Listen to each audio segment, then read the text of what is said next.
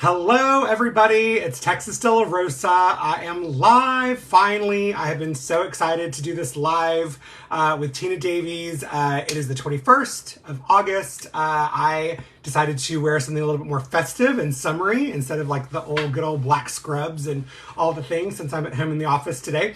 And yeah, and actually did my hair for you guys. So, I mean some business here, right? So, hey, Melissa, how are you? Yeah, no hat today. So, wearing the good glasses, all the things. So, hopefully, I don't look too crazy.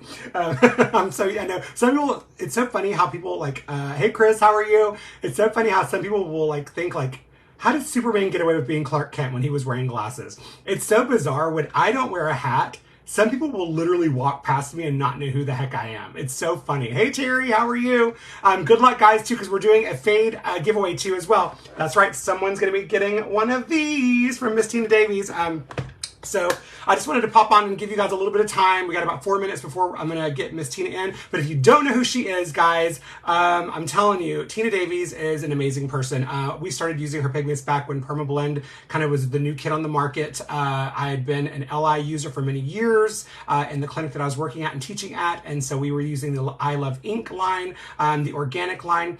And many of you use PermaBlend and have used and are still using Tina Davies I Love Ink line. It's fabulous. But here's the thing.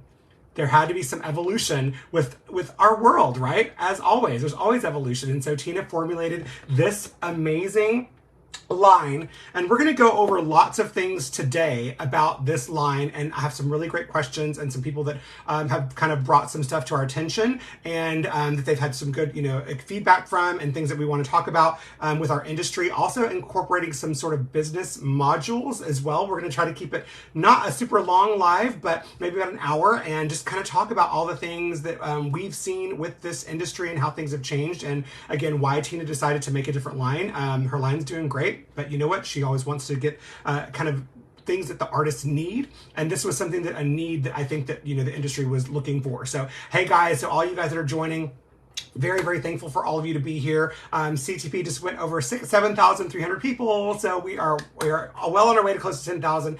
I want to hit 10K by the end of the year, and I think it's going to happen. So we're going to give about 2 more minutes, and then we'll get Miss Tina Davies in. Guys, get your questions ready. Leave comments down below. Hey, baby, how are you? How's Ohio doing? We are so excited to be here. Again, this was supposed to happen last week. And unfortunately, I had some things happen and with my car. I spent 3.5 hours this morning in the mechanic shop, and they were trying to go over things with my car. And there's just like, they don't know. It's such a nightmare right now because of the computer situation and the lack of employees. They're just so far behind. I was listening to them. They were talking as, I'm sitting there in the waiting room. The guy answering the phones was like, I'm sorry, we're not taking any vehicles right now. Like, it's crazy. They were like, yeah, you'll have to just leave it here, and the best we'll see it is by this Saturday, which is it's Monday today. So Saturday, this is the earliest they can see cars, and he said that that means that it may not even be looked at. So, guys, I don't know what's going on in the world, but you know what? Yeah, I thought, you know what? It is what it is. We're just going to deal with it. We're going to roll with it. So it is what it is. But again, back to today. So thankful for all of you guys that are joining. And then hopefully you guys have some good questions too. But we're going to go over a lot of things. So we have about 1 more minute. And then I'm going to let Tina in, and she's going to be on. And so we'll kind of go over some things. I will do a short intro with her because I do think that some of you guys need to know a little bit more about who Tina is. And I'll kind of introduce her, and then we're going to go into, we have a little module we're going to go through and talk about. So Tina is so organized. I'm going to tell you, this whole live, I've been super excited about doing this live because I usually just kind of go with things. So yeah, I usually just try to go with things, and it doesn't usually work. So let's see here, do that. Approve. Right. Boom, boom. Hi, can you hear me? Oh yeah, I can hear you now. Yay! Well, we practiced this already. Why is it always like, I swear, I repel technology, Tina, so. Easy, we got around it, it's all good. Yes, we did. So I wanted to introduce Tina to the group's Cosmetic Tattoo Professionals. This is Tina Davies, the Tina Davies, guys. Again, I did a brief little intro about your I Love Ink line and how you were with PermaBlend. I've been following your career for so many years. In fact, I never told you this, but when I first was teaching in one of my other clinics many, many, many moons ago, we watched a live with you when you were first coming out with your initial, like, it was your manual device to do your shading. And we watched your live video, and my students were just like, she's so amazing. And we just love how you talk. You're fun to listen to. It's just amazing. So I never told you that. So big, big fan of Tina Davies. Again, been talking about your lines in my, for my career for I don't even know how long. So we're so excited to have you on today. And yeah, and talk about fade. We got fade here. So we're gonna talk about fade. But before we do, I wanted you to just give a brief intro of like how long you've been in the industry and what got you into it, because I know some people may not know who you are. Yeah, absolutely. Thank you, first of all, for inviting me. I'm so excited to be here and to talk to cosmetic tattooing professionals here. I know that this will be replayed and people will be able to rewatch it, so that's great. I do have Brooke with me. Brooke is 8 years old, and she works with me a lot, and she's getting her public speaking experience here. Yeah. And she's just joining along with me. I always believe in bringing your children along with you, whatever you're doing, so they can learn skills and become, who knows, entrepreneurs, working in the background. That's where they learn. That is amazing. I love it. She's adorable. Want to say hi, Brooke? Hi. Everybody say hi to Brooke. Say hi. Oh, Ashley says, my daughter is also Brooke. Ashley has a daughter named Brooke. Wow. I know, right? Okay, so Brooke's not going to stay on the whole time, but she's just going to be here just to say hello to everybody. Right, Brookie? Yeah. Can I say the thing? Yeah, you can say something. Go ahead. Wait, no. Can I say the special thing? Yeah, you can say it. So we are going to invite everybody on the special contest. Yeah, it's called the Woo Lop. The Woo Lop. Yes. So Woo Lop is a competition, a permanent makeup competition happening in Miami, September 28th for 3 days. And you get to compete against other artists for best brows, lips, eyes, everything. So I think it's a great event for people to get out there, show their skills. And if you win the category, you get to participate in the world finals. That's all the way in Turkey. So if you guys are looking for something to participate in, I highly recommend it. Awesome. I love Woo Lop. They're great. I was a judge back in 2021, I think. So yeah, right before COVID. So yeah, it was a great event. Miami is so much fun. So yeah, get down there, do some shopping while you're there too. Exactly. So we just wanted to say, participate in these type of events where, you're part of a live broadcast. If you can't do it, in person, come virtually. We get to connect, we get to share ideas, and you get to like meet people in person instead of just kind of like behind a screen. I love it. I love it. Yeah. That'll be really special, and I might come. Yeah, Brooke's gonna be there too. So that's what she wanted to tell you guys. That's her little thing. So it's WULOP, Woo Lop. Okay? Woo Lop. Yeah, Woo Lop 2023. 2023. This is the best because. And there's also the SPCP that's happening, right? Yes. So that one I'm super excited for because that's my first convention. I don't know if you ever knew that, Tina. I've never been to a convention. I've never really kind of wanted to go to conventions because I know it's just not my thing. I'm a weirdo. I love being on camera and doing stuff, but then when I get around a bunch of people, I just like, ugh. So I just, I think you get it. I think you and I have the same energy. So this is my first conference. I'm actually emceeing it. And so I'm actually getting to see you and hang out with you two as well. So this will be our first time. Your Brooke's coming too? Yeah, she's coming. That's so amazing. Well, I'll get to see you too. Yeah, that's her work trip. Yes, that's You, October 6th, 7th, 8th, and 9th. And guys, Tina's going to have all her stuff with Terry Lively's booth. You can purchase the Fade line. If you didn't get a chance to win, if you didn't win today on the giveaway, you can purchase that line, and you're going to be there talking about your products, all your stuff. There you go.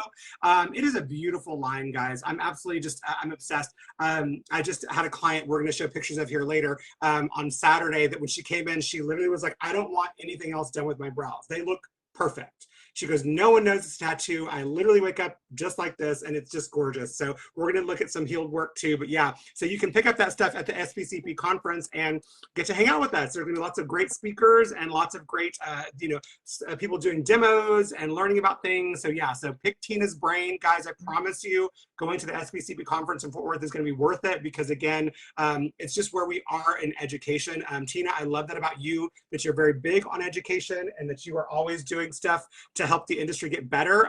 Again, when you get this line, even if you don't get to actually win this line, when you purchase this, you get a free class. That is a huge deal when it comes to learning about pigments. I just saw someone post today that they're trying to switch over to another line, and they were so scared because they didn't know the line, and they were asking all these questions. And what I love about your line, Tina, is that you have gone above and beyond, and you've said, you know what, hey, don't be afraid. Why don't you learn about it? And then, and from me as the formulator, not from secondhand or third-hand people telling you it's good or that it's horrible or whatever. It's you saying, hey, this is what it is. This is what's in it. This is what we did. This is why we did it. It's so amazing. And I think that's such a great thing for our industry to have someone like you involved. So yeah, so it's great. So you get a class with this, right? How long is that class, Tina? end to end, it'll probably take you about 4 hours. Guys, a 4-hour class? That is a free 4-hour class, guys. It is worth it. I mean, I don't know how many nerds are out there like I am. I'm like, I love learning, and I'm absolutely obsessed, and I can't believe that you're giving that away like that, and you're not charging for it. Of course. That just shows, again, how much you care about your line, and you want success for everybody. So, absolutely, absolutely. So, Brooke, thank you for chiming in and sharing with everybody. But Texas, to get back to you, your first question is like, how did I get started? So I've been a permanent makeup now an artist for over 20 years. When I got started, it was really like a weird grandma thing. Yeah, so it was like really hard for Mom. She had to knock on a lot of doors, and she had like 1,000 no's, and it was really challenging. It was at that time. It wasn't popular. However, it was popular amongst Asians. In Asia, permanent makeup is like a manicure. People just get it. It's not a big deal. But at that time that I got started, it was a weird grandma thing. People didn't have it. It was the age of the blue eyebrows, okay? It was the age of the blue eyebrows, but I got my eyeliner done. I loved it. I said, this is the best thing since sliced bread. And then there was that small audience that wanted the convenience. I started learning in soft tap. And then from soft tap, I did machine work. I had this machine that was like $5,000, guys. This is back in the days when these machines were so expensive. There's this big panel connected to a handpiece. You would just adjust the speed, 100 to 110, 120. And the cartridges are about $10 each. This is way, way back then. And after being an artist for 15 years, I bumped into an artist that was doing microblading at a conference in Florida. He was taking a tool that looked like a scalpel. It had a needle attached on the end of it and gliding it on the skin and planting a hair stroke. I'd never seen it in my whole life. I thought, this is amazing. What, you slice skin and then all of a sudden a tattoo is there? So then I fell in love with it right away. I partnered up with my mentor, Linda Dixon, who is the former president of the AAM. And then we taught the first class on microblading. There was about 90 students in that class, but it was over many days, and there was 30 students, and another 30 students. So we wouldn't jam everyone together. But I was really frustrated with the tools because they were just really subpar tools. You had to assemble them, and they weren't sterile. You couldn't tell if they were sterile. So I decided that I want to try to make a product. And this is my first time ever making a product, because before then I was artist. Yeah, so it was really hard, but then she made this like microblade one day, and Mama was the one who created the microblade. Yeah, that was the first time the term microblade came, because I had to name the class. I called it microblade. That's insane. Yeah, and the term took off and it went into media, and I think this is like right at the time, like 10 years ago, when social media just got started. Yeah. And so it just took off. Before you know it, there's 2-day classes everywhere. So if anybody's been around that long, this is when they got really upset that there was all these 2-day classes popping up, because it was microblading. Yeah. And it seemed like, oh, you just do this, and it was so easy. But like, it's actually not easy. It's a very high touch skill. Yeah, you have to work really, really hard to get the details. True. Like Mommy's eyebrows are tattooed. Many times. Yes, they are. Yes, no, many times. Yeah, microblading, you know, it's funny because when it took off, I mean, it was like that. I remember that kind of surge of people wanting to learn and get into it. And I remember it being like this huge thing, and no one had heard about it, and it was the newest thing. And I remember thinking to myself, because I'd already learned permanent makeup, you know, I was like, this should be advanced. This should, because it was harder than tattooing with a machine, right? Yeah. So I was so conflicted about why people were like, oh, it's so easy, anyone can do it. Because it's so not easy, because, you know, we've learned now over the time that to be a skilled microblading artist, it takes a lot of practice and many, many, many mistakes, you know, learning how to fix your mistakes too, right? Because I remember when I first started learning it, I made some boo-boos too. And I already knew permanent makeup. I knew makeup. I've been doing, you know, brows for years. And it was just one of those things where I was like, okay, I learned that today. So when my client came back, and so, yeah.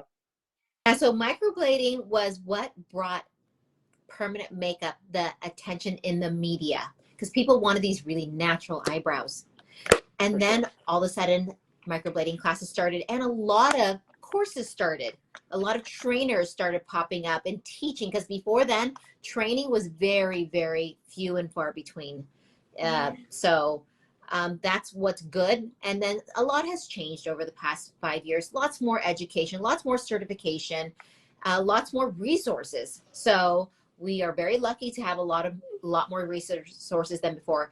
And even with pigments, now people are very nerdy and informed of what is organic versus inorganic. Before, it'd just be like brown, light brown, dark brown. You had a few choices. You didn't know what was in it. You would just use it. That's all. Yeah, that's exactly how I learned. I wasn't really taught, and it's funny because I was using Color Source back in the day. I was using LI. I was using like True Colors. I'd used so many different lines that I didn't really even know what colors were there. No, and let me tell you, this is actually so embarrassing. I'm not going to say which line it is because I never talk that, but I learned. So I was trying to find out why and this is again new artist, why some of the colors looked yellow. And why there was yellow, and when we were looking at like wiping off the brows, you know. So I contacted the company, and the person who answered the phone let me know. She was like, oh, there's vegetable dye in there, so it's going to be yellow. And I was like, what? I was like, excuse me?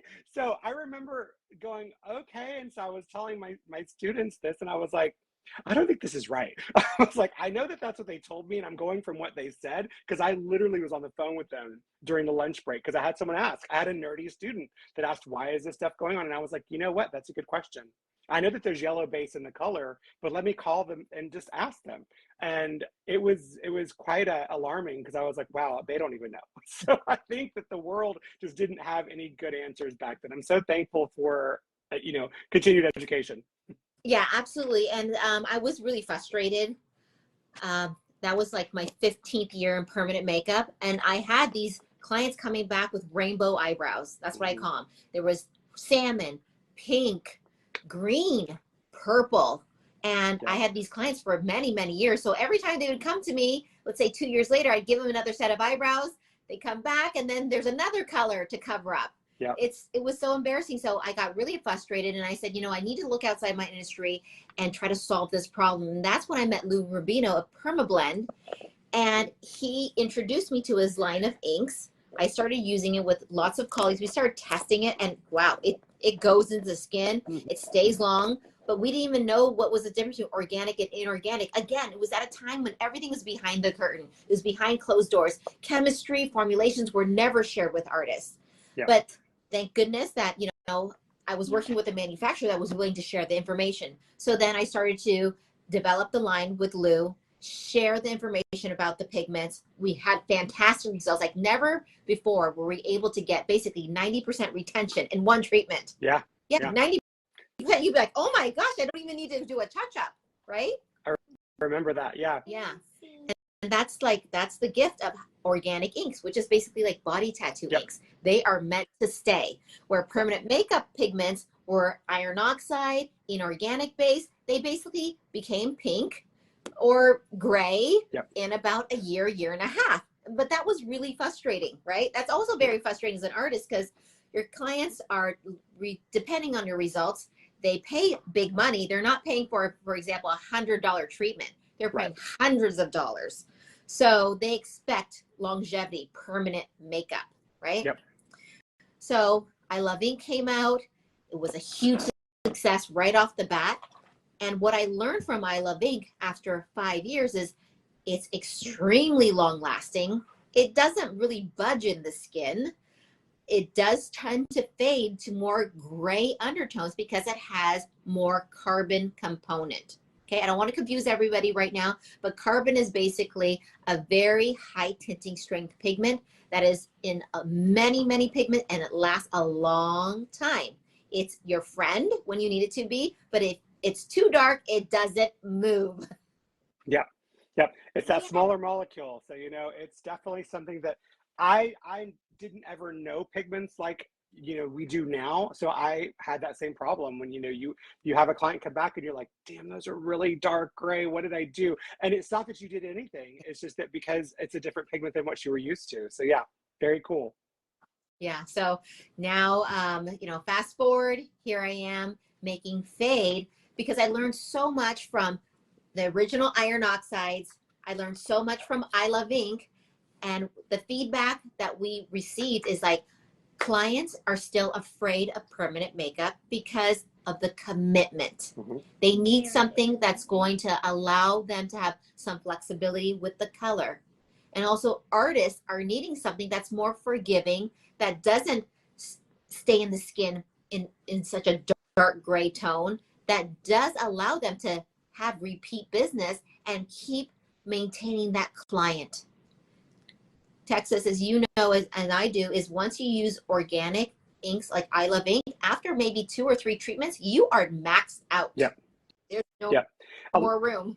Yeah, a lot of artists don't understand that. And I always tell people it's kind of like the glass is full of water. You can't pour any more water in. The glass is too full, And a lot of artists will just keep trying to put ink on top of it, and then you just kind of have this whole mucky mess at the end of your treatment. So yeah, I think it's awesome that you came out with this line because, again, personally getting to try it first and before it came out and using it on clients, I've seen such great results with it and such natural results. I think that new artist that's out there, that student that's out there, or that person that is in like my demographic, I don't have the big brow demographic.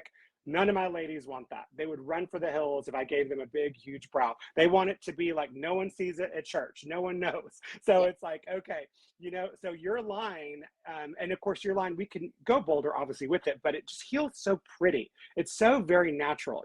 I would use it on my brows because I would want brows with this color. In fact, I may actually use it. I don't know how I'm going to get someone. Maybe Tina. What color we're going to do for you? You know what? We can talk about that in a minute. Yeah, but I seriously, this is something that I think is super important for artists because a lot of people just don't understand inks and why there is a time and a place for both. There's room for both at the table. You sometimes need that organic line because sometimes we have skin that's not working with us or what have you, or we have the client that maybe isn't going to be able to come see us every 2 years. I have clients that fly in from out of state, out of country even to come see me in Little Butte, Texas. Just different expectations, right? Yeah, and it's a thing. We have to be able to pivot for our client and know, hey, I got more than one pigment line in my resume. I can use a little bit more. So for anyone who's scared to try this, I think you'd be silly not to actually. Yeah, absolutely. Okay, Brooke, you can go. She's adorable. She's going to be on YouTube and doing all kinds of things. I can guarantee it. All right. All right, so let's talk about fade. So we've been going over inorganics and organics and why you kind of decided to get into fade. One of the biggest questions that I get from so many people is this a permablend ink? You know, and is it because they're so used to using permablend already? Yeah. I Love Ink, they're using your pigments. You know, they're using all these lines, and they're like, is it? So is it a permablend pigment? No, actually, it's not. Permablend is my collaboration. I Love Ink with them together. So I Love Ink and Permablend, that's my baby over there. Now, this fade product is made in Germany. It's my own product. The reason why I made my own is because I wanted to make sure I could really speak about it. I can make the education for it. I can bring you exactly the formulation that I wanted. Okay, because I learned so much, like I said, from all the feedback we received from I Love Ink, and this was the best way that I can bring you the type of product that would suit the artist. So I still have I Love Ink. It's not going away, okay? But this is fade. It's on its own. It's a different packaging, and you can tell that it looks very different. Yeah, if you haven't seen the packaging, guys, I'm going to show you guys. Number one, of course, because Tina always gives such great charts. You know, you get such wonderful color charts with your pigment lines. Again, what's so cool about this, guys, is everything is here. Look at that. Everything is there, all the colors. So you don't have to go digging or calling, or like I did, calling the company and saying, hey, what's in this? You know, it's right there for you. So really, really great. I love that you have a guy, Tina. I love that I know. a guy there. I love that. I was like, oh, Bro brows. I know, because it's a thing. I mean, I'm so jealous. Every time I do a man's brows, I'm so jealous because I want someone to do mine.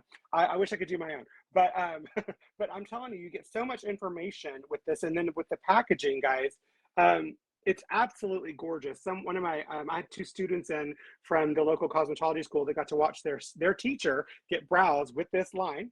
We'll look at those here in a minute. And they were both so blown away by the packaging. They were like, it looks like a really expensive foundation, you know, and it's just really pretty. Yeah, true. I think it's important to be able to dispense it really easy. Again, the feedback that we got from the other bottles, the caps, people were so frustrated with them. There's a special way to use these as well. So you just got to make sure you cover that nozzle so you're not just shaking it's flying everywhere. Yeah, guys, she's talking about this little nozzle here. You just put your finger over that with your gloved finger when you're shaking this. And then there's a little ball in there that you can hear that kind of activates everything, kind of moves the pigment around in there. And it's very easy to use, guys. It's so easy, and it really does take the fuss. I hated permablend bottles when they came out with a little snap. I couldn't figure it out. I didn't know the back was what you did. So mine, I could never get them to go back and break them. And Yes. so then I have to put like tape on it. And I was like, this is unsanitary. What are we doing? You know, I had them break in my kit. So yeah, so it was such a nightmare. These are beautiful. Yeah. Again, that's why like I had to make the product on my own. And that way I can make sure I can bring you the quality that I wanted to. Yeah, it's awesome. A lot of people have asked how many pumps you need. It depends on what size cup you're using or ring if you're using, but I've been using 1 or 2 pumps and I'm good, you know, and so it's really great. And again, the formula is so smooth. It's wonderful. So that's very, very, very cool. I love it. I mean, I think the color range too is also spot on. As far as like what you need, as far as like an auburn to light, you know, for blondes to dark, even to the darkest color, this the dark, deep, cool brown. Beautiful colors, guys. Beautiful, beautiful colors. So pretty much your Fitzpatrick 1 through 6. Yeah, there's a color for everybody. So when you look at the chart or look on the site, there's even a digital color chart. You'll be able to find something for someone. Like, I've got a lot of examples here. So clients do like to see somebody that looks like them. It gives them reassurance, and it also helps to guide the artist a bit. In the beginning, with a new product, you always need to know, like, what should I do for my client? Wait a second, I see somebody like this. And then once you start to use it more and more and see your healed results, it'll be automatic. Yeah, so there's even lighter colors and super dark. Yes, light to dark for everybody in between. Yeah, that's awesome.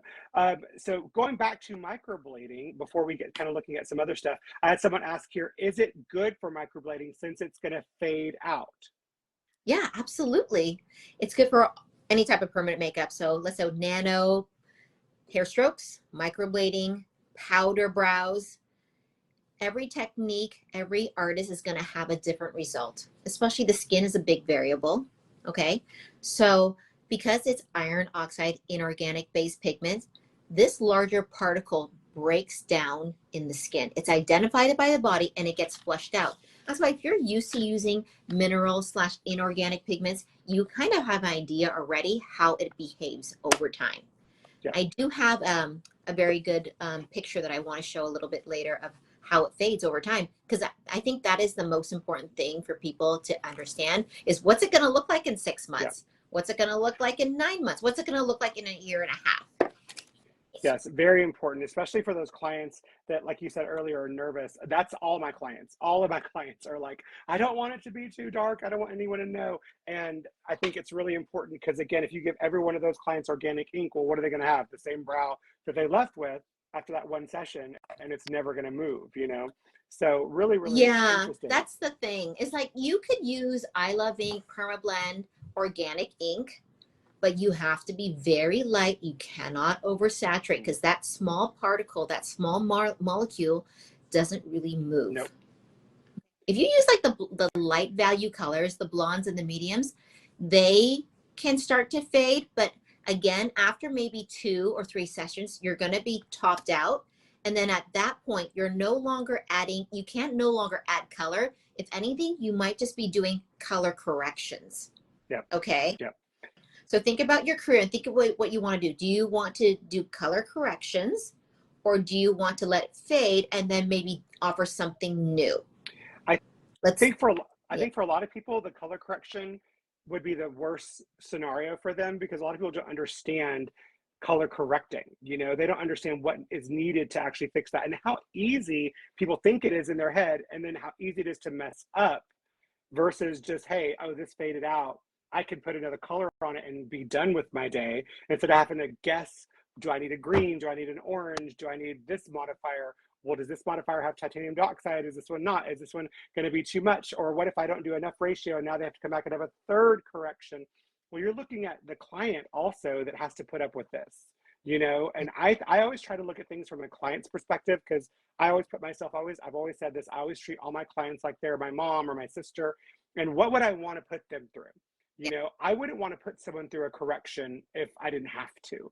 You know what I mean? So I think that this is a great line for someone who just, again, wants to see that client back in a few years and just give a fresh, you know, coat of paint, as it were. You know, a top up. That's a great way to say it. It's like a fresh coat of paint. I mean, there's still, regardless, some residual left, but you're dealing now with a haze, a soft haze. Yeah. Yeah.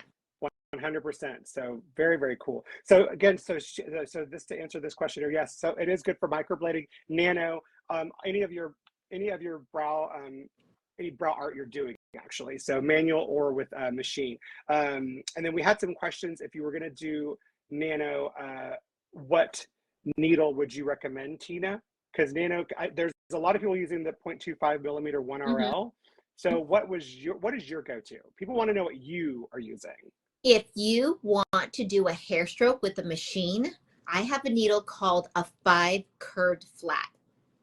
It looks like this, like a crescent. It looks like the tip of my fingers. Okay. See? But it's 5 needles, okay? Imagine 5. So when you're using those 5 needles, you go into the skin, you pull a line slowly, and then you exit.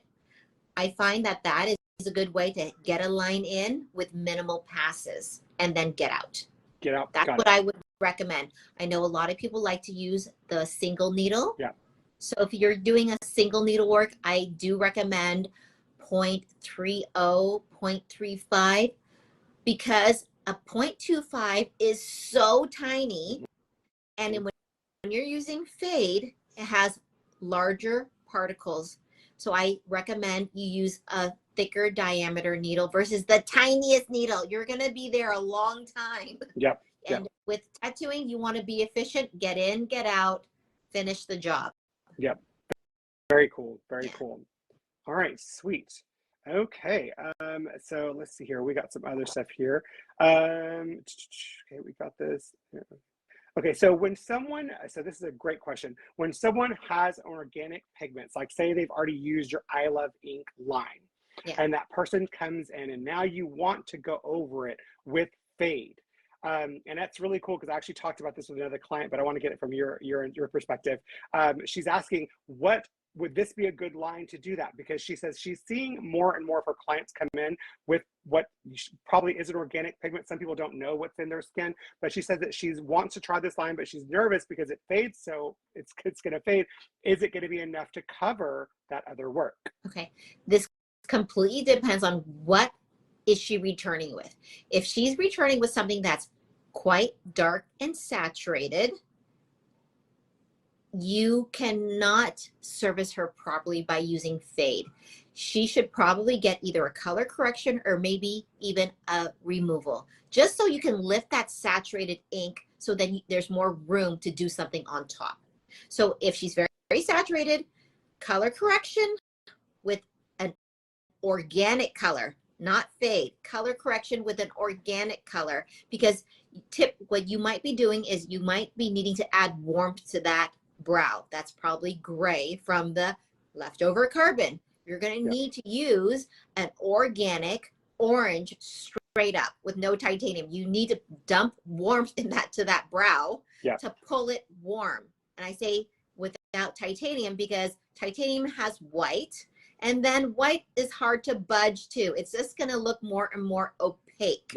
All right. So I recommend for saturated brows using organic orange to warm it up, or laser removal to maybe lift it maybe 20, 30, 40%.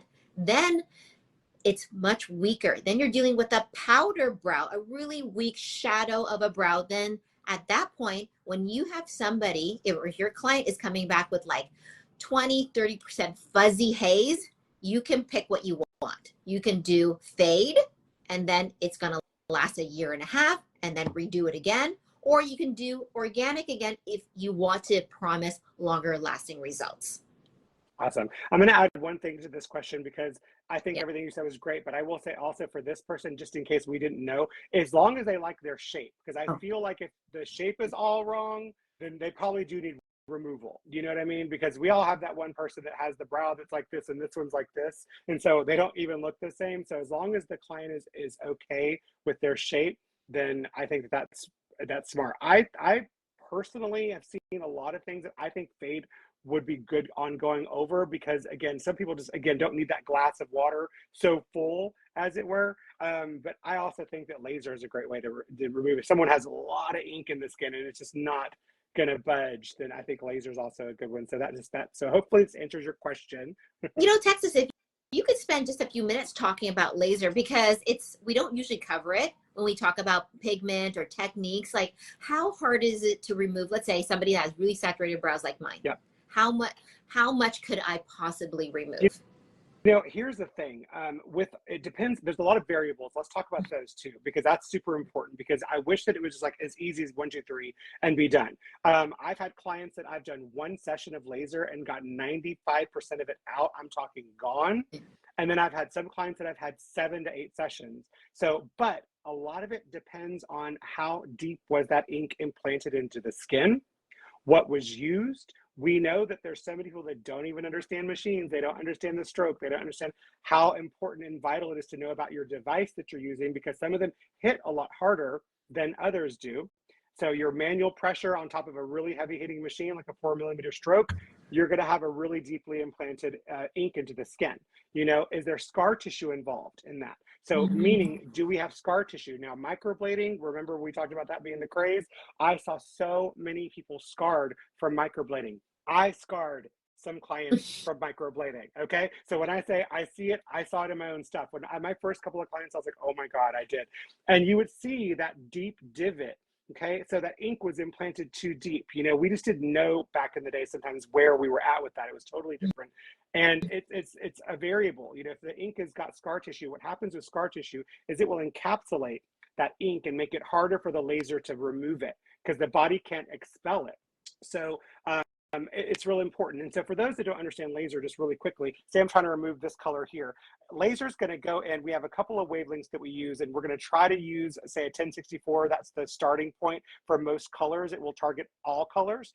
It'll go after this ink, and then what happens is it breaks it into millions of little particles, and then the body, it distributes it through the bloodstream and through the lymphatic system. So basically it breaks it down. So how healthy the person is too matters. How are they drinking water? Are they are they working out? Are they active? Are they smoking? Are they doing, drinking lots of alcohol, doing things that are not making them super healthy? Those are things that can really help too, because that body has to break it down. So we eventually get to a point where we remove so much color, and then maybe we have red or what have you. That's where you then decide, do you want to color correct? Or do you want to do a 532 wavelength, which is going to target that red and that yellow and that orange colors? So laser is definitely, it depends on the person. But again, I always tell people, I would always do laser first. It's not as bad as a heal as a non-laser removal because, you have to scab and get kind of gross and look funky for a while. Laser, most of my clients are healed in 3 days. They're pretty cool. And then they're gone. And then we just kind of work with it. But yeah, it's something that I love doing. I love doing laser. It doesn't damage follicle. Lots of people think, oh, I'm going to go bald. No, you'll never lose all your hair, I promise you, because if it's done correctly and by someone who understands how to use a laser and how to work around the follicle. I actually use a toothpick and I pull the hairs, and I use the very smallest little diameter spot size on my machine that I can to kind of get in there and zip around those little hairs. And there's always a little collateral damage. Sometimes the hair will turn white and look a little bit white for a while. That's normal, but it grows back. It doesn't mean it's going to fall out. So, the most I've ever done to remove brows has been 6 sessions, the most. And it's been rare. I think it's only been with like 3 of my clients in probably 11 years. So most of so my track record's pretty good, so I've got some pretty good stats as far as that goes. Well, that's good, because a lot of people ask about it, and I'm glad you're talking about it and you've done it, versus I go, well, I can talk about it, but I don't do laser removal. I'm not a tech.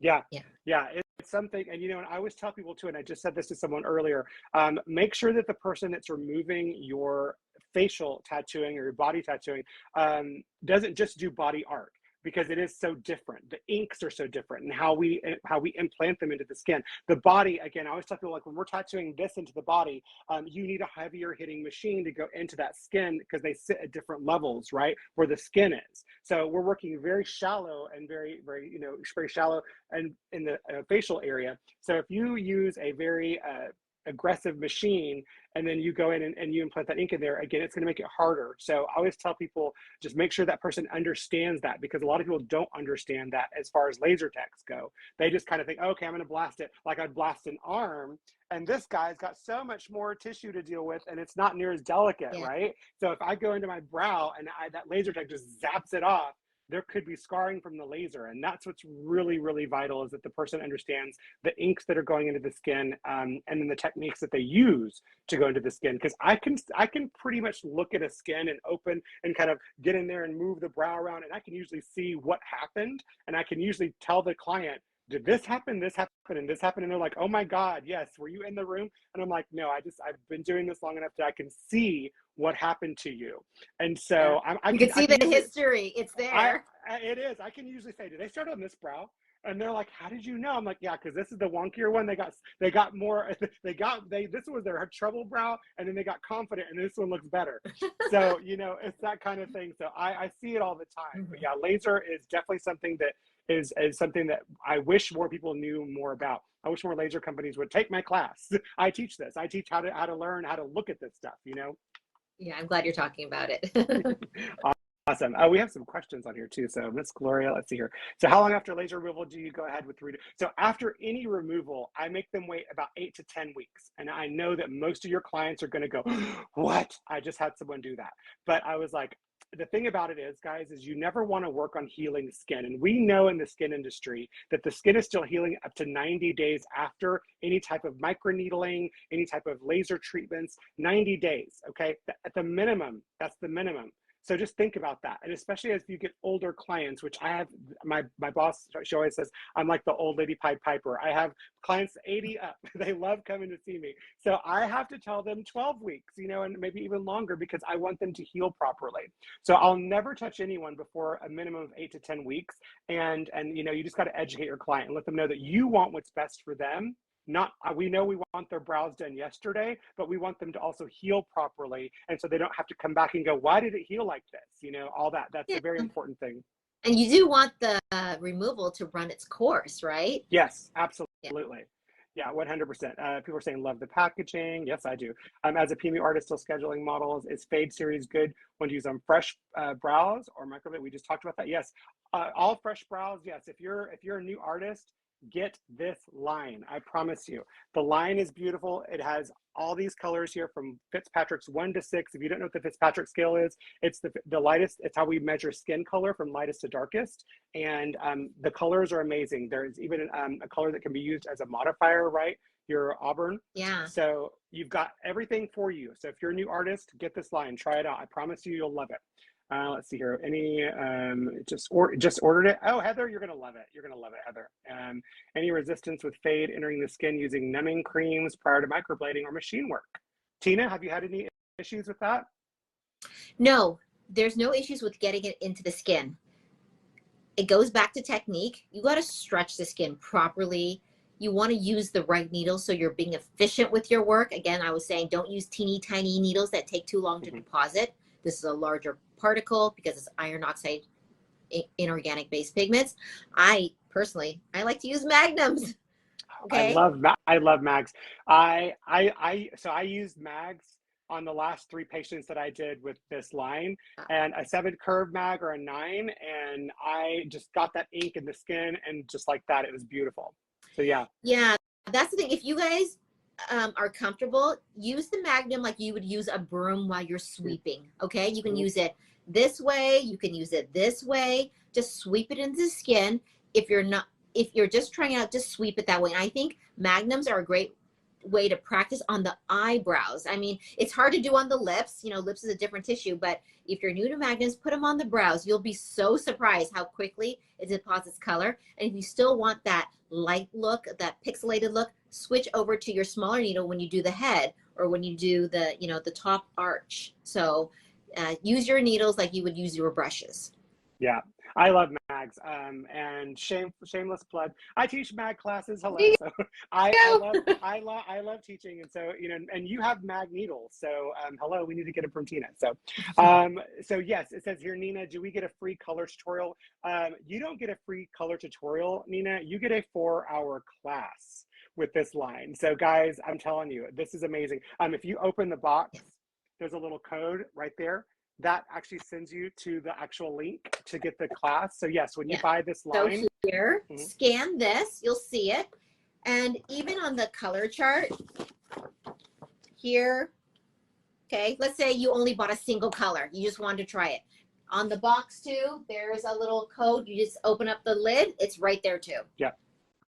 And it's a 4-hour class. It's not a tutorial. It is a 4-hour class about this pigment line. That is amazing. So yes. So Nina, you get that with every purchase. Do you need to do more passes with this line, Nina? I haven't found that I've had to. No, I haven't had to adjust, but I've been working with inorganic pigments for a long time. So I haven't really had to adjust my work as it is with anybody. Have you had to do that, Tina? And I have only heard from people that use very tiny needles how like, oh, wow, it doesn't really go in as easily because they're used to using organic inks with tiny needles, like the 1RL 0.25.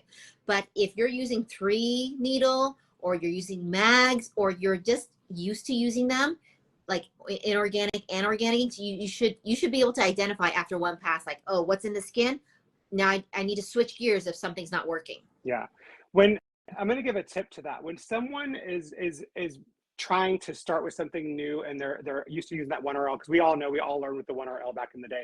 I tell clients, students, start on your client's tail and maybe just do, I always, like my student I did on Saturday, I do a line, I'll draw a line with a pencil and say, okay, work in this little section only, and then don't move over to this section until you test how much you need to work in to get that skin to where the ink is getting into the skin and then go across. I haven't had to change, again, much. I've had 2 students use this product now, and they haven't had any issues with it either. So, so I think that it really just depends on what you're using. But I find that I love a 5 round liner and a 5 shader for brows. That's probably one of my go-tos, besides the 7 and the 9 mag.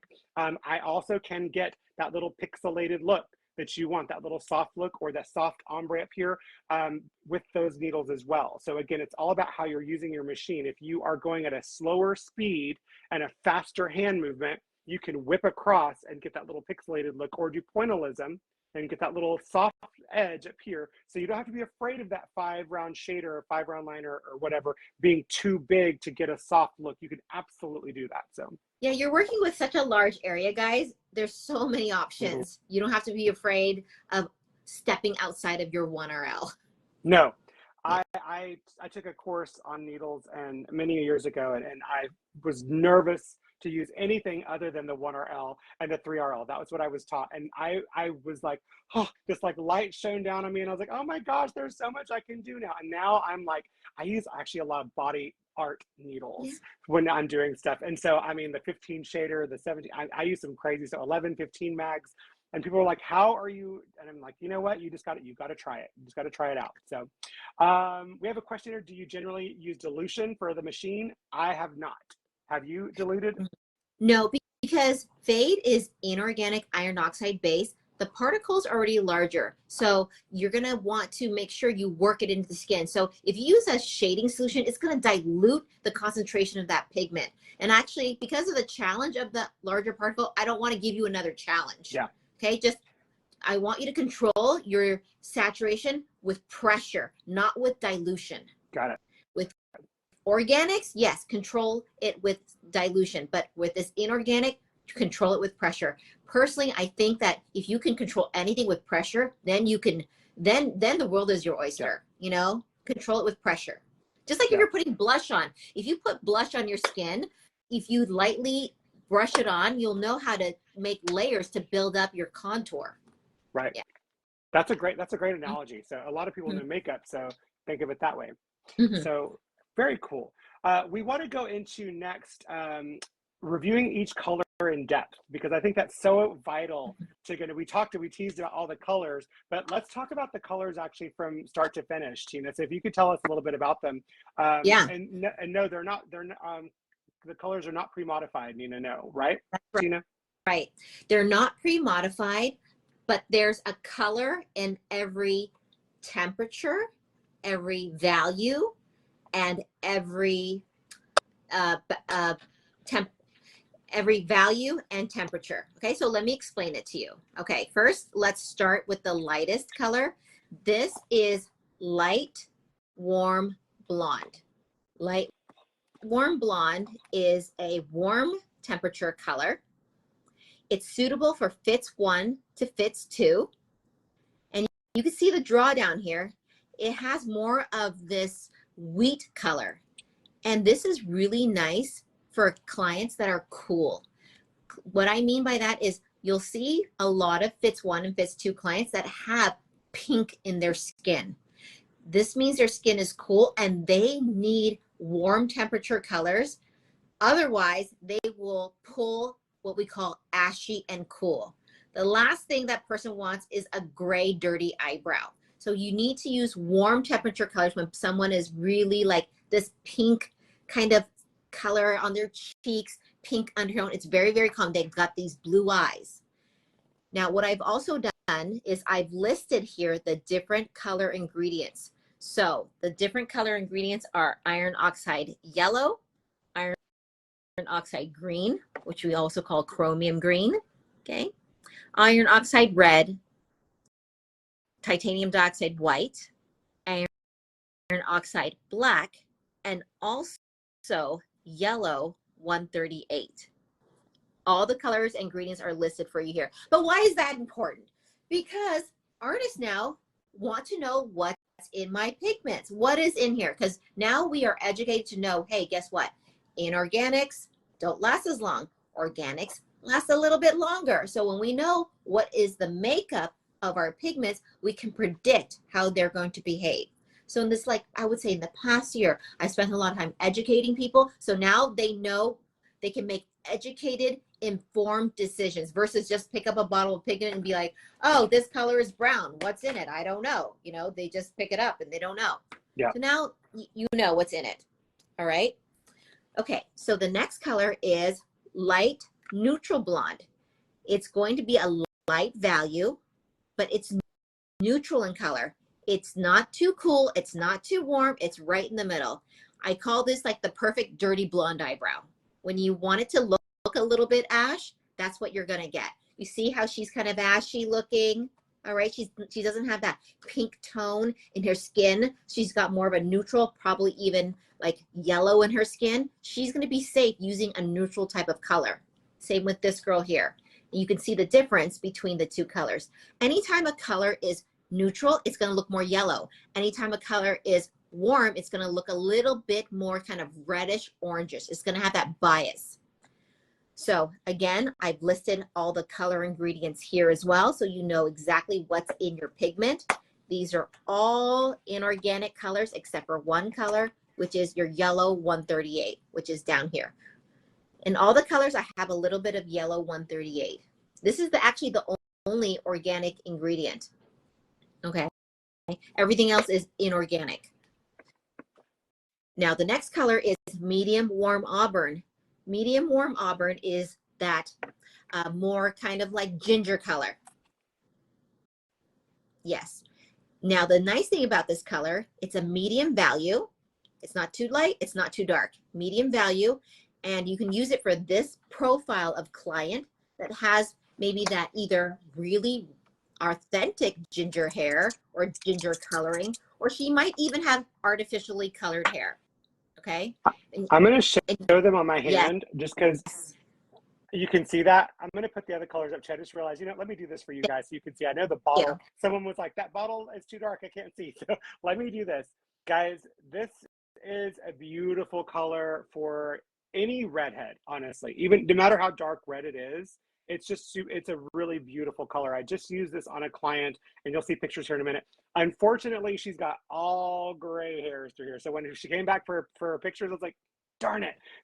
Because the gray hair made it look kind of ashy, but then I dyed her brows for her real fast, and you can see how beautiful. She was like, oh my God, this is gorgeous. And she knows that. She's going to be one of my clients that I will dye her brows every 4 weeks. But, you know, it's absolutely gorgeous. So yes, thank you for showing that. Do you want to show the light neutral blonde and the light warm blonde? Let me do that right here. I'm going to do a little color swatches for you. I'm getting dirty for you guys, y'all. All right, so this is going to be the light neutral blonde. I'm going to do a little. I'm going to be honest, I have a lot of blonde clients. Oh, this is you do? I do. I have so many blonde clients. This is going to be a color I'm going to put there that I will be using a ton of, and it heals beautiful. One of my clients that I just did on Saturday, I'm going to show you what her healed brows look like with this. And one session, and she may not want to do again. She said she may not want any more. It's so pretty. So that I do find that for the fits 1-2 clients, they don't want a lot. No, they want to be, because they already kind of don't have a lot, probably, you know, if they're coming to see you. So when you give them something, anything that you give them is so much more than what they're used to. So again, this is going to be the light warm blonde. I have not used this one yet, but I am ready to use it. But you can absolutely see the value there, guys. Yes, you see that warm? It's in there. It's that warm undertone that gives you that warm insurance against those cool toned skins. Yep. And going back to medium warm auburn, this is a color actually you can use as a modifier. If you need to drop warm into any of your colors, it's multi-purpose at using it on its own or as that modifier. And you can see all the different colors in here as well. All the makeup of that color. Okay. You don't have to go look at the MSDS, write everything down, make all these swatch sheets. I just made this for you. And you know, it's on digital as well. So if you just scan the QR code, if you don't have the chart, just scan it, watch the course. It's all there, guys. You don't even have to invest a penny. Just go learn. I think you should all frame this and put this on a wall in your room so that your clients can look at this too as well while you're like while you're getting yourself set up and stuff. This is such a beautiful thing. I mean, I keep all my like sheets in one area so I can show my clients, but this right here I think is so pretty. It could be framed, and then you just got all that stuff right there for you at your fingertips. Exactly, exactly. People like to look at this like they're looking at a sushi menu. Like, what am I picking? Like, you get really confused with colors, but when you have pictures, it helps to put context to the theory, you know? For sure, for sure. Yeah. Now, the next color is medium warm brown. Again, it's a warm temperature color. You can use it for clients that are anywhere from fits 1 to fits 3. It's just that medium color. People that don't want too little, like the blondes, but they don't want it too dark, like the dark color value. So medium is like right smack dab in the middle. When people are conservative, I stick them in the medium category. Either medium warm or medium neutral. Like I said, medium warm is going to have more of that reddish, more like orange undertone, where medium neutral is going to be more yellowy. So you can see the warmth is in there. And everyone's going to have a different preference. But personally, I always like to start with something that's a bit warm in case the client has very thin skin and just sucks up that pigment. In case you have very, let's say, a heavier pressure. Okay. And it just, because the darker or deeper the color saturates, the cooler it looks. And when something's cool, it's kind of hard to back out. Yeah. I think that the medium warm brown, this is probably also another one of mine that because I get a lot of lighter skin clients. This one is another one I'll probably have across the board, all across. I mean, I've done, I think, 2 clients now with it, and it looks different in different people depending on how much you put into the skin. Yeah. But it's a beautiful, solid, good, just even tone brown color. So if anyone's just looking for a solid, even tone brown color that's going to look good on pretty much anybody, this is it. That's it. Yeah. Yeah. Yeah. Yeah. The next color is medium neutral brown. Medium neutral brown is going to look more ashy. It's medium ash and it's neutral. You can tell with a symbol, it looks like a little open circle. And all the temperature is indicated on the bottle. So anytime you look at a bottle, you know exactly what temperature it is by looking at the little icon right there.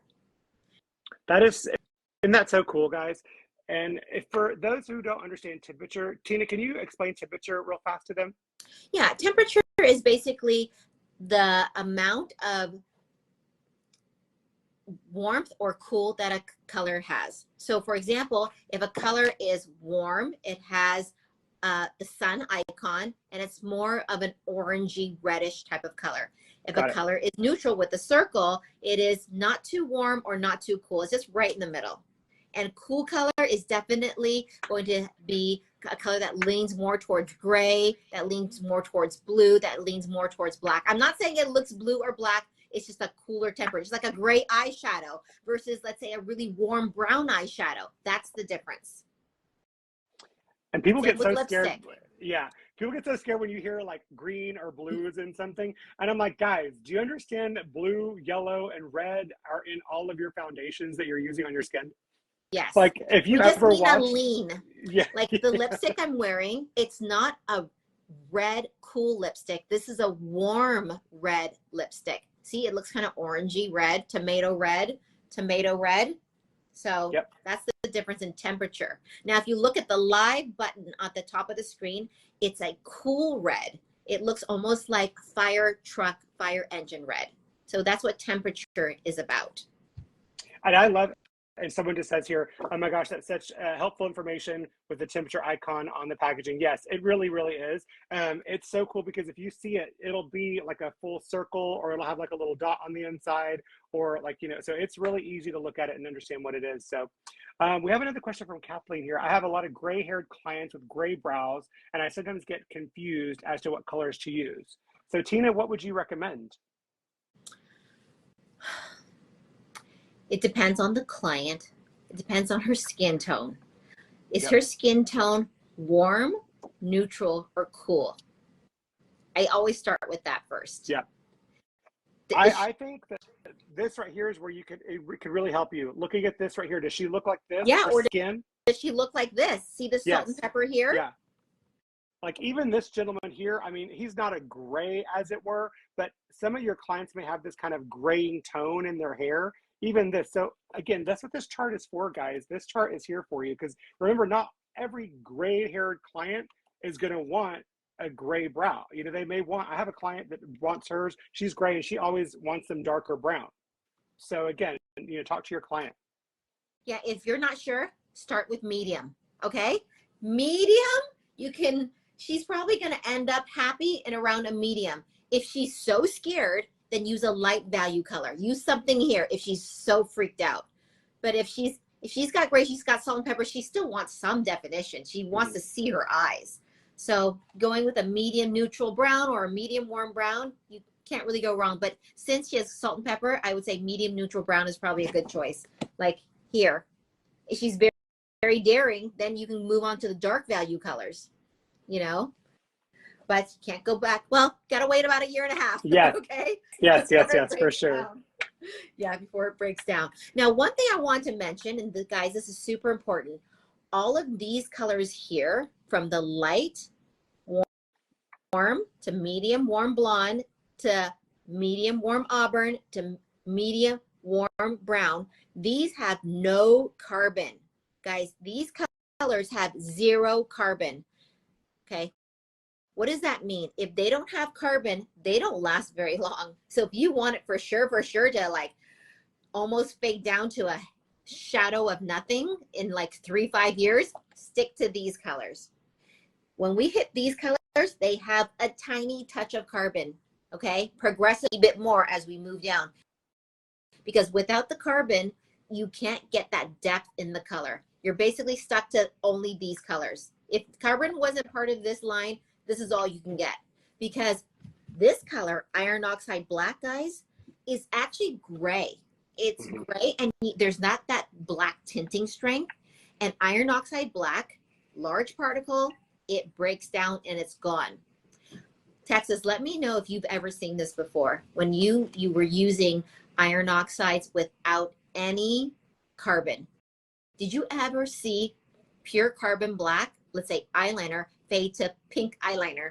I have seen it so many times. Okay. So many times, guys. Yeah, it fades. It's gone.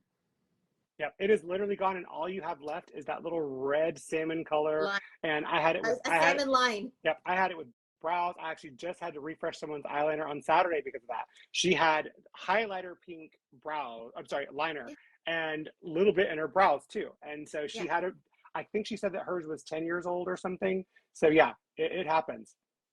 Yeah, and so that's why, like, within this line, it's not pure organic or pure inorganic, because I need to use different ingredients to hit different goals. If I don't have the carbon inside, guess what? You guys will end up with possibly pink eyebrows. Yeah. And that was something that you definitely were trying to steer away from, is that whole kind of mess of, well, now we're color correcting. What is so different about this line? You know what I mean? Yeah. And if you guys have been around long enough, again, if you've used iron oxides in the past, and I've been there as well, a lot of iron oxides faded to pink, red, salmon. And what I did is I included this color called chromium green because it cancels that green salmon. Also, the particles in the pigment are very even in size. If they are big different sizes, the larger size ones and the smaller size one hang around the skin at different times and they break down unevenly. Yep. So the chromium green is in there to help cancel the red tones. And also the particles are of even sizes to have the same fading, so it fades down at the same time. You don't get these weird rainbows left over at about, a year or two. That's awesome. So we have, no, from Enhanced Face Studio, so no yellow 138 in those colors? Yellow 138 is in all of the colors. They're in all of the colors. And why did I include yellow 138? It's because without yellow 138, the colors on their own, all these iron oxide colors are dull. They just don't have that nice pop to them. So again, a little bit of yellow 138's been added so you can get that warmth that you want. Yeah. Okay. If you're used to using iron oxide mineral inks, you'll see that they all kind of look like muddy, not very exciting. It's okay. They kind of look like a medium eyebrow pencil, like a pencil that you would buy. Okay, but our clients want these rich browns. They want Yeah. these richer Yeah. colors. So that's why I do have yellow 138. And where you're going to see it is sometimes you see it in the bottle. Sometimes you could see a little bit of it. Like Texas, if you look, you can kind of see it here. I'm trying to find one that I haven't shook it up. You can kind of see it right there. Yeah, do you see that, guys? You can see it. It's a organic yellow, small particle, small molecule. It kind of clings on to the bottle. If you've ever used any like permablend colors, you can see a little bit kind of clung onto the bottle. Yeah. And that was what was told. I was told it's vegetable dye. I mean, oh, if that particular color is used in vegetable dyes, that's possible. But yellow 138 is not a dye; it's a pigment. Okay, yep. So it's not going to like tint and spread and become like, you know, it's not going to leak. Okay, people are worried about this migration thing. So it's not a dye. It is a pigment, and it does give the colors that vibrancy. And sometimes, Texas, you'll see this when you wipe on the skin or you wipe on your pad, you see this yellow. Yep. Yeah, 100%. That's what it is. That's what you see. You might even still see it if you do laser removal. Yep. When you do your drawdowns, guys, and when you do your drawdowns, that means you get a piece of paper and you do your drawdown. I do that in class so people can see what it looks like as the hues get lighter. You'll see sometimes that little bit of yellow tone in your pigment, and that's just part of it, guys. But yeah, again, just like the green, just like the you know, the blues and the weird colors you hear, all those colors are mixed to make what we see with our eyes. You know, our eyes change things, right? So it's how the light reflects on there. So it's very brown different. So cannot be made without yellow. For brown, you have to have yellow, you have to have red, you have to have black.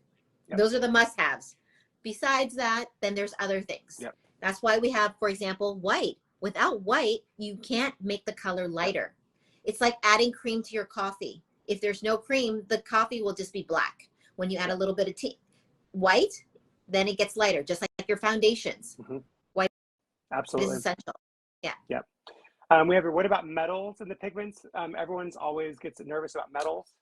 So these are REACH compliant colors, no heavy metals. So again, that's why I wanted to make sure it specified the exact ingredients, and it's EU REACH compliant, which, you know, it's possible we're going to get US REACH, okay? Maybe in 3 years, all right? But they're safe worldwide.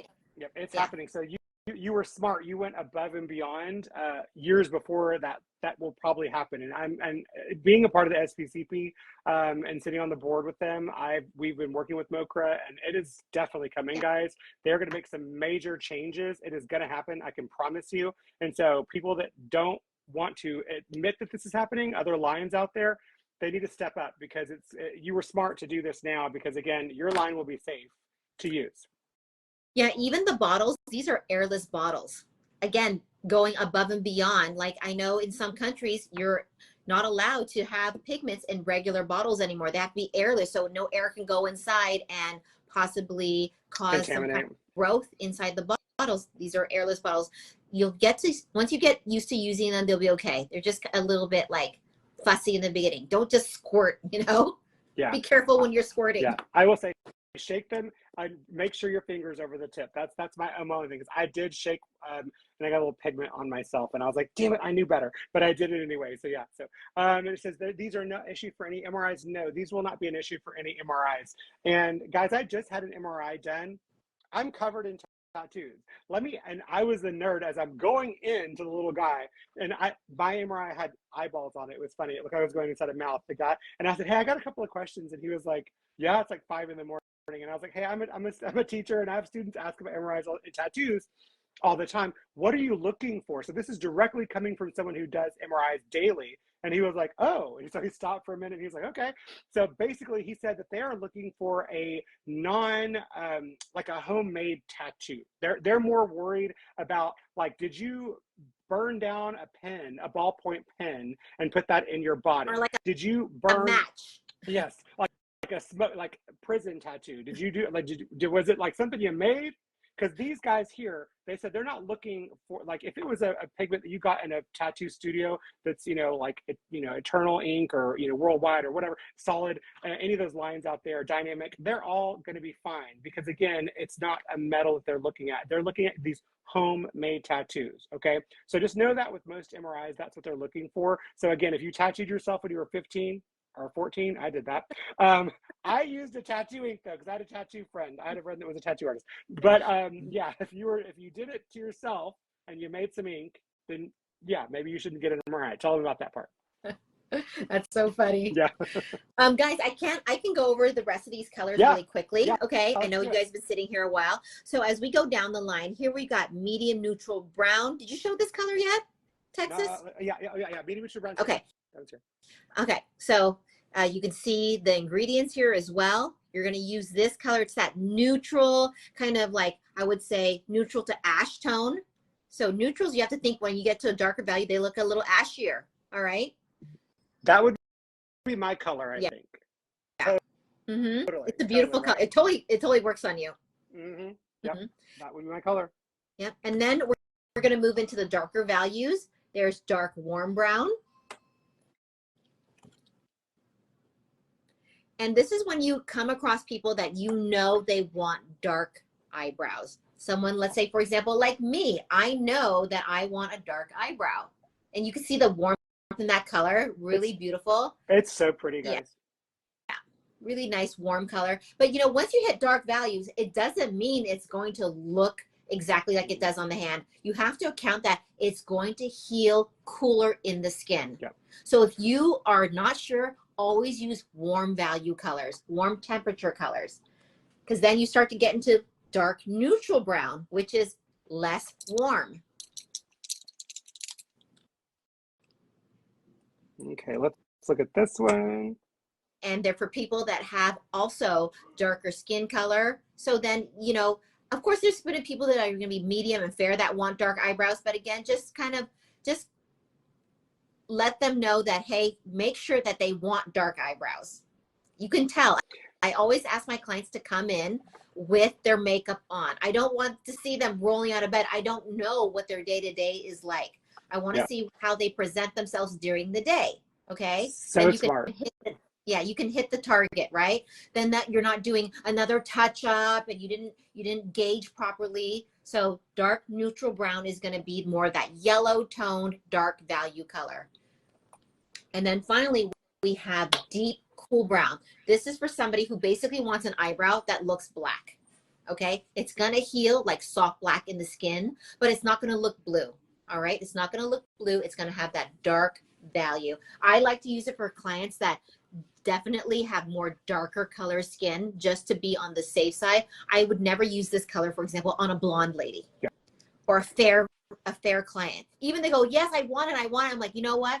You're going to be here. Let's do this. And then you can use your pencil if you want. That goes so. Can you talk about that, great. Texas? There's people that have unrealistic expectations. Yes, that goes. I actually so I think I got 10 members from CTP from this post in another group, because this woman came in and she was saying how she wanted her brows done in this really dark U shape. I mean, I was like, don't do it. I just had a client come in on Saturday that really drew her brows on quite aggressive, real big for her face. She's a very small gal. And so I was like, look, I know you want that for makeup. That's perfect. And you can do that every day for your makeup. But what I'm going to tattoo on your face is not going to be that. Because let me show you. So when I wiped off her makeup and I saw her brow was like half the size of what it was, I was like, this is what you need every day, right? This is what you're going to have when you're not wearing makeup, when you're going to the grocery store, when you're running to the kids to the school. You don't want everyone going, oh my God, those brows, because you don't have any eyeliner on, any eye makeup, lipstick, you know, whatever. Because the brow should just be something that is there and looks full and pretty. I think that's what permanent makeup is. It's just to make someone feel good, you know, like, oh man, I lost my tails. Now I got them back. Not the main attraction. No, it's not. You can always go deeper with your makeup. And now they've got a template. Now they don't have to fuss with drawing this tail or this tail. Now they're even. You just put your makeup over your tattoo. It takes you 5 minutes. Yeah, and like you're done. An angle brush just like this, or a powder. Done. Yeah. So it's setting your expectations up with your business. No to their client. I'm not anymore. I used to be that guy. I used to say yes to everything, and then I would regret things when my clients would come back and say it's too much. Or something, you know, they wanted it. Or you just know like what looks better. Or they're going to get. Sometimes they don't know. yeah, sometimes they're like, oh, it still looks great. And then you're like, oh, Jesus, they're going to tell all their friends that I did that. And now I'm going to lose all these clients because they're walking around telling everyone I did that, you know? So you got to be smart about it, guys. Your business is so important. And we'll talk a little bit about business too and how these are going to help you with your business. But yeah, that was a good one. So, all right, guys. So you see all the colors right there from lightest to darkest. That's what it is right there, kind of, sort of, yeah. So I love them. I think they're really pretty. They're really great. So do you have any more questions? Oh, you know what? I want to show this picture. Oh, yes. Okay, hold on. Okay, guys, let me show this picture. This is actually the healed result. And this is in my husband's skin. Okay, hold on. Let me hold this up. Okay. The top picture is immediately after. And also you can see I used a 1RL and then also a 3RL. So you guys can just see different saturation levels. And the names of the colors are along the top, from the light, warm blonde all the way to the deep, cool brown. Then you could see in the second picture, which is the center photo, how it looks after 1 month. So that warmness that was in the immediately after picture is gone, because immediately after the skin's a little scratched, so it looks like a little injury. Everything looks warm. Don't freak out. Explain it to your client. Don't worry, this is temporary. Don't call me. talk to you in 2 weeks, you know, something like that. And so you can see in the healed picture what the colors look like. And then the lowest picture here is 8 months later. So you can see how the colors have really softened over time. And I only have 8 months out because this is how long I've been testing it in my husband's skin. He was nice enough to let me tattoo this in his body, his quadriceps. No, his butt is not. He's got a fade butt. I know. Well, it was the only place where we figured no one's really gonna see it. Oh my gosh, what a trooper! Yeah, I love that so much. Yeah, that's hilarious. So science requires sacrifice. I will update you guys after a year and a year and a half, so you can see the progression of basically how it fades. And you know, this is obviously leg skin, different tissue, doesn't have that sun exposure, but you can expect something, I would say, probably similar. Yeah. Probably won't even last as long because on the body, it lasts longer. Here, it breaks down. Yeah, for sure. And again, just think about also your female clients are using anti-aging products, retinols, you know, acids, or getting facials, or doing stuff, sun exposure. You're driving in your car. People don't think about this one. You drive in your car and the windshield is literally like a magnifying glass with the sun over your face. And we're at 109 degrees in Texas right now. So it's nasty out there. So guys, yeah, so we will obviously fade facial tattoos much faster. But yeah, it is a thing. I love that. Am I going to meet your husband at the conference? Is he coming? Oh no, somebody's got to stay with the kids. Okay, all right, cool. I was gonna say, because I won't be able to look him in the face and not think about his butt. I know, right? Wait, let me call him over here. Come Luke.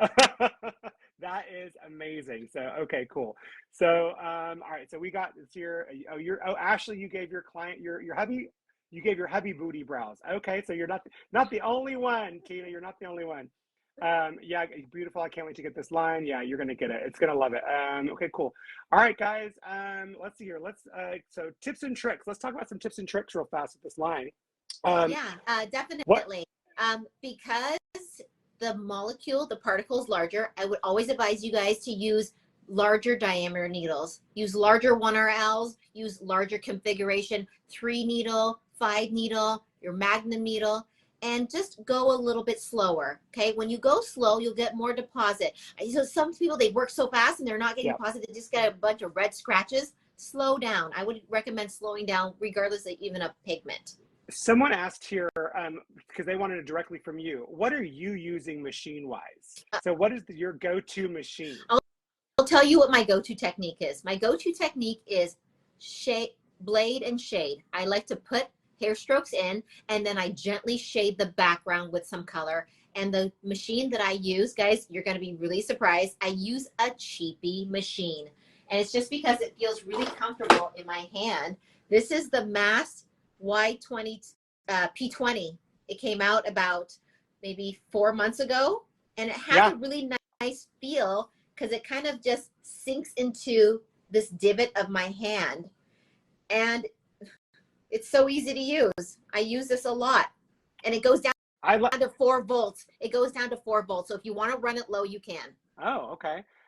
What is the time frame on that like how long does it last? Like a 2 hour, 3 hour, do you know? 6 hours. Oh gosh, that's yeah, great. I haven't been able to exhaust it. Okay. So because I finish it and I plug it in, but it doesn't exhaust. But you know, the price point is really comfortable too. So if you're using it for your students or using it as a backup machine, it's $100 and I think it's $189. That's very affordable. I love that you are. See, this is why I love you, because you're so honest about stuff. Because I'm always honest about things that I love too, even when they're super cheap. And, you know, yeah, I love that when I hear that from the artists that themselves that, like, you know, they may think, oh, you're using this $5,000 machine, and you did when you first started, but now you're using like the most affordable, and you're getting great results from it. So again, a lot of that goes to show guys that, you know, you don't have to spend a ton of money on getting because you have a good product with Fade. You don't have to spend so much money on a good machine or a more expensive machine, and so get a good machine, if that makes sense. So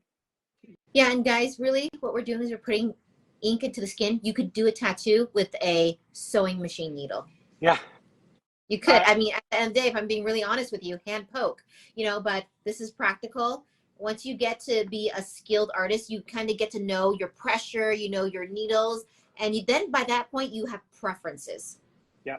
So guys, there isn't like a bad machine or a good machine per se. I mean, obviously there's machines that are just more clunky or maybe not very dependable, but I find this one just extremely dependable. Yeah. Well, I'm all about affordability, because again, you know, the state of the world we're in, everything's super expensive, and you know, I'm all about that, and especially hearing coming from you that this artist is asking a question and you're giving a true answer. You're not saying, oh, this is my machine that I'm trying to sell you. So I think a lot of people love that. It's just really easy to use, guys. I also like the micro-view machines, but what I didn't like about the micro-view machines is the batteries would always discharge. I'd use it on a client or two, and then the battery would be empty. I'm like, oh, this is so frustrating. So it's not that it's not a good machine, but you're just gonna have preferences for the way, by the way they twist, the way they feel, just different functions of it. Like, does it have a battery? Does it have a foot pedal? You know, so this is just my preference. I like easy, guys. Tattooing is hard. I like easy. I just like easy. Yeah, same. I love that you've made it easy for them, because I'm very much like you too. I remember kind of like even going back into makeup when in my younger years, where I only had like 4 makeup foundations and I would just mix them all to make my colors. And now as a seasoned veteran makeup artist, I have every color and every line. I have a whole room next door full of makeup. It looks like Sephora in there, and I can't be bothered. So yeah, she's made it to where if you can't be bothered, and I know many of you out there are like me, you can't be bothered, this is the line for you. I mean, go and try it. All the work is there, all the information. It's fabulous. So I'm going to show you some of my healed results too, real fast. And a tip that I have. One of the biggest tips I have is don't be afraid to try new pigments, guys. It's something that I see so many artists afraid to do, because they go to class, they take that course, they learn from that artist, and that's all they want to use. I did this for so many years. I would only use that one needle. I would only use that one machine. I would only use those pigments that they would tell me. And I was so afraid to go out and try new things. And do you know what I learned is that I hindered a lot of my own business and my own clients, because I could have done better on them had I learned about other needles, other pigments, other machines, and done other things. So don't be afraid. That's one of the biggest tips I have for anybody out there, is don't be afraid to reach out and ask questions. That's why I started my group, was so that you could ask me questions. And now you're hearing it from people that are developing these things from you. So right straight from the horse's mouth. So again, don't be afraid. And I will say for this Fade line, my biggest tip is, again, use the bigger needles. Shaders and round liners the 5 is my favorite. Try it. If you haven't tried them, try it. My student just used a 5RL on Saturday. I think it was Saturday. Yeah. So, I mean, just when you start using bigger needle groupings, you are going to be, like Tina said, you're going to get in, you're going to get out. You're going to have more pigment in the skin because there's more needles going into the skin. Okay.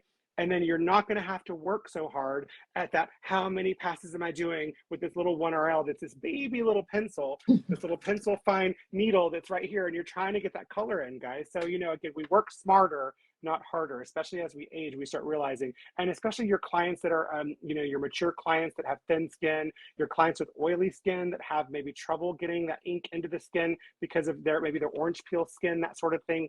That one or else is not going to be good for them. And I've always said this too, and I don't know if you ever thought about this, Tina, but the 1RL is much like a dagger. It can really damage the skin. I always talk about, think of the guy laying on the bed of nails. And I tell this to my students, why does the guy that lays on that bed of nails, why do the nails not go through him? It's because his weight distribution is different. You know, there's more needles holding him up. It's evenly distributed.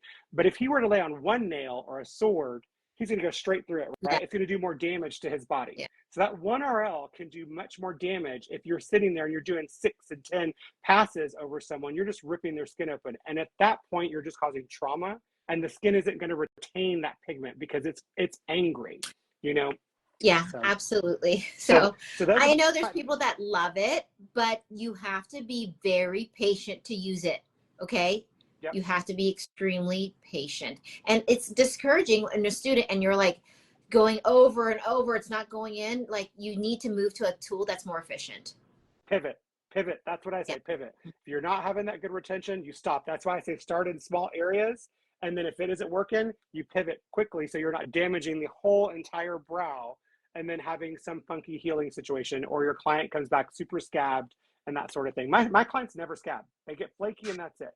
So, you know, you learn that as you grow, because I did have clients that scabbed for many years, and it was because I was overworking their skin. So I always talk about my fails too, because I think that people always think, oh, they're perfect. No, baby, we're not perfect. We've been there, done that. Tina, I remember you saying that you did, what was it, like 100 free services or something before you ever started charging people? So many. I even did it in my 5th year. But 5th year, I worked at this cosmetic surgery clinic, the best one in Toronto. And in order to get them to trust me, I did all of their staff, gosh, for free. Yeah. But you know, it pays, it does return in multiple. Yeah. So think about that, guys. Okay, cool. I got some pictures here. I got so many, like 100 and something photos, but I tried to get some stuff here easy for you that you could kind of see. This right here was the medium warm brown that I was telling you about. This is before, directly after. This is actually my student's work. Oh. So my student did this. Yep, you can see that right there. So that is her directly after. And let me find her picture. And this was, I want to say this was actually a week later. And guys, this is just stunning. Oh, it's soft, really soft. Look how soft and pretty. Now this client does, she's actually my coworker. She does not wear makeup. She's not a makeup girl. She was like, I don't want a big brow, but I want more, right? So that a lot of people are like that. Yeah. And this right here, guys, if you have that, if your client wakes up with that every morning, they are winning. Trust me. That is beautiful. So there's that. I would say that the majority of women are in the camp where they don't really know, they don't really care about makeup. They don't even know. They'll say, I don't wear makeup. They don't know how to do it. And this is perfect because, come on, at the end of the day, we want to look fresher. Yes, okay, so we can give them a solution without them being too overdone, and they don't have to think about it. They just want a solution. They don't really want to do the makeup every day. That's just not their thing. So this right here is the this is the medium warm brown. Okay. On a client. That directly after, and she's so cute. I think this is medium warm brown. Let me see her. She got the picture. Yeah, medium. Oh, dark warm brown. I'm sorry, dark warm brown. She again, also a client that didn't want too much, but she was like, you know what? I want a little something. She's adorable. She came in not too long after, and we got a picture with her, and she was so thrilled. She said her husband loved him, said that her kids, she said, of course, she came home and everyone was like, oh, you know, because they're always going to look dark. And then she came back, and guys, this is her now. Oh, super soft. Perfect. Yeah, that's the dark. Yeah. Oh, she loves it. She actually wants to go darker. So she was one of the ones, she goes, I want to go darker now. And she goes, I'm ready to go darker. I was nervous at first, but now I'm ready. And that's okay. You're going to find clients that want to do that baby step. And the best thing that you could do for them is give them the space to do that. Say, no problem, we can do that next time. And when you constantly empathize and listen to your client within reason, okay? Within reason, yeah, they'll for sure. never leave you. They will not go anywhere else. They know they can trust you, and they'll feel like you're the only one who understands them. Yeah, for sure. Absolutely. This right here is the light neutral blonde. This is a little video Ooh, here. This is nice. This is healed. So perfect. She's the client that said she doesn't want anything else. She literally was like, Texas, this is perfect. I don't want anything else. I think this is great. She said, this is exactly what I wanted, which was for me to wake up in the morning and have the brow that I used to have. And that's it. So again, just fantastic. I like how that didn't look dark or ashy on her. No, it looked perfect. She was just so ecstatic. This is directly after with the warm, light warm blonde or light brown? Light warm blonde. Right there. Blonde, okay. Directly after. Now she is a ruddy complexion, so she had, a little bit more kind of redder skin. So think about that too, guys. When your skin gets a little bit red, the tone of the color will look more red too in your pigments, when you're using those lighter colors. Then sometimes if you may have clients, I don't know if that happened to you, Tina, but I've had clients that are like, you swear you didn't switch the bottle? I see Auburn. And they're like going, and then they're texting you 10 minutes later and you're like, girl, stop. It's gonna be all right. You got a tattoo, okay? You got a tattoo. Yeah, your skin is mad at you, okay? You got a tattoo, calm down. So she actually, I'm trying to find her picture. She just posted a picture on her social. And it is her brand new profile picture. And I was like, can I use your profile picture? Because she is in love with her brows so much.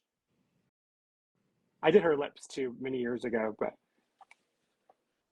Oh, beautiful.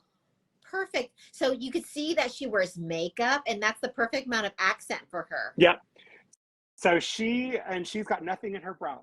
So again, guys, she's so happy. So yeah, so there's a lot going on here with this line. So if you want to see more healed work, guys, I've got plenty more. I don't want to keep showing all these pictures. I know that you've got lots of things to do, guys, but I think it's important to see that I'm using it. I love it. I think it's really great. Again, I think that this will be the pigment we're going to start using for our students in BCI. My business partner and I were talking about that just because we love the range. We love that they're big bottles. They're not the small bottles, they're big bottles, so you're going to get a lot of product too with it. And then also just, we can't get over, guys, the education you're getting with this. You're getting that whole 4-hour class that talks about this line. So again, if you missed that earlier, if you're popping on now live, there's a 4-hour class, 4 hours that comes with this line. So again, you get to ask all the questions and whatever. So love it. Okay. What's your favorite technique? We talked about that, and so true. Okay, cool. All right, perfect. All right, cool. I think that is it. So Tina, do you have anything else you want to add to today's wonderful live? Well, let's do the raffle for the people that stayed on the whole time. Yes, let's do it. So Tina, you're going to choose someone from in here, and guys, you're going to get a full line. So Tina's going to message you afterwards. I'll get your information and I'll send it to Tina. You're going to get a line, so you're going to get to try this pigment if you don't already have it yourself. For those of you that want to order it though too, before we do the raffle, what is the price point for this line? Oh, okay. Yes. It is $35 a bottle. There's 8 bottles. Okay. So 35 times 8. Perfect. Okay. So $35, and you can buy them in singles. You can buy them in singles. So if you are interested and you're kind of like, I don't have any blondes, I only do darker skin clients, well then don't get it. Just get the ones you need for $35. So it's $280 for the entire collection. That's 8 bottles. And you also have that one color inside, that's the warm modifier type of color. So it's like dual purpose. And like Texas said, if you don't want to buy the whole thing, you just want to try it out, you just want to use the mid colors and the dark colors, just buy them. And it includes the course. The course is included. That's so even for the $35 for the one pigment bottle, you still get that 4-hour class. So again, guys, fantastic. So I do want to say one thing. Oh, yeah. Guys, if you guys are not sure and you guys just want to learn, go to tinadavies.com, look for the course. You can just enroll and just watch it for free. You can still do that right now. We still have that going on for a few months. Okay, guys, you heard it here. So again, even if you don't have the money right now, or you've already got pigments and you want to wait, you can still get on that. Get on tinadavies.com. Get that class. It's worth it, guys. I promise you, you'll get so much more information, so much more in depth, and you'll get to see your artists and your pro team working with this pigment line. So it's great. Yeah, absolutely. And lots of healed results on our Instagram, or you can ask in the group right here, like, hey guys, who has healed results? Flip them my way. So Yep. I'm sure a lot of people are willing to share. So what I'm going to do is I'm going to ask you guys a question for the 11 people that are still on. Whoever answers the question correctly first will win the entire set of the colors and the course. Okay. So, okay, here's the question. Which color of these ingredients here corrects the warm undertone colors? Which color is it? Iron oxide yellow, chromium oxide green, iron oxide red, titanium dioxide white, iron oxide black, yellow 138, or carbon black? Which one of these colors helps to prevent the warm fading? Okay, I think I see something. Who's the first person to answer the correct? I think it's Kathleen Crawford. Green. Green, yep. We saw green. I see green. Kathleen Crawford, yep. Yep. She was the first one. Cancels red. Yay, Kathleen. Okay, Kathleen, after we end this live show, I want you to DM me. Give me your shipping details, and I'm going to make sure you get that. If you have time right now, drop it in the comments, and I'll take a screenshot. So I'll make sure you get your prize. Yay, thank you so much, Tina. That is so great. I just got to say, this has been such an amazing live. Probably one of my favorite lives that I've done. You're just so full of knowledge. You're so giving to the industry. I love that you put so much out there for all of us to learn. I mean, even veteran artists can learn from you. We learn from each other. We all know that. I always feel like I look at people and we're all here, you know, we've all started somewhere. We've all been successful, whatever, but I love that we're so, you're very humble and you treat people the way you want to be treated. And I just respect you so much. And I've had such a good time with you on this live. We got to do another one again, maybe in a couple of months or whatever, just kind of see how things are going with some of the artists that are winning. Let's share some more results. Yes. But guys, I appreciate all of you that were on today. Again, this is a little over an hour and a half, so I know it's a long one today. But guys, I hope you learned some stuff. Again, this will be, you can replay this. I'm going to download this. I'll put this on YouTube. I'll send it over to Tina so she can have it as well.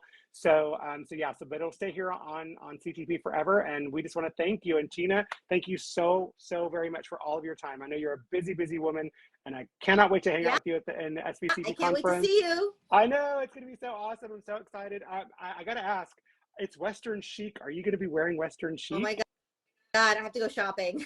I was going to say, because I want to see what you're going to wear, because I feel like, you know, you're going to have something fun to wear. So I know I will. Okay. I got to get some tips. Okay. Thank you, guys. Thank you, Texas. Right, so nice to see day. you. Bye, Big guys. hugs. Bye. Bye, everybody. Have a great day. Bye-bye.